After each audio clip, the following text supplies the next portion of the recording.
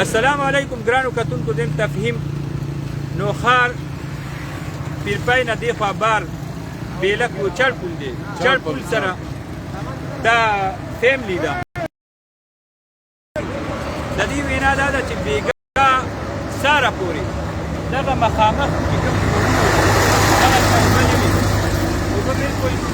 اډو راغلې نه وي سار نه اوبه شروع شوي دي اوس جي پي روډ طرف ته را روانې دي موږ چې څنګه تاسو ته مخکې مختلف مقاماتو باندې وښول دې ملګرو خپل سامانونه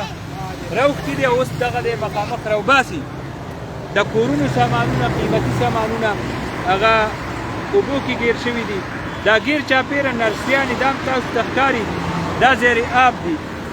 زه به دې ملګري سره یو څو خبرې کومه چې دلته دې ټایم کې څه صورتحال دی د اوبو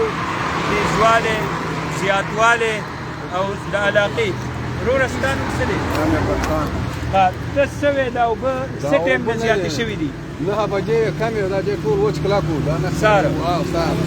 بجې اوس خو ګوره زیاتې نور هم را زیاتې را روانې ډېر زیاتې شوې مخکې دا غاړه خالي وه د بور پاټک دې خوا غاړه اوس دا غاړه هم ډاکه شوه دغه لورې روډ دا کاخر روډ دغه غاړې ته راوپتې وو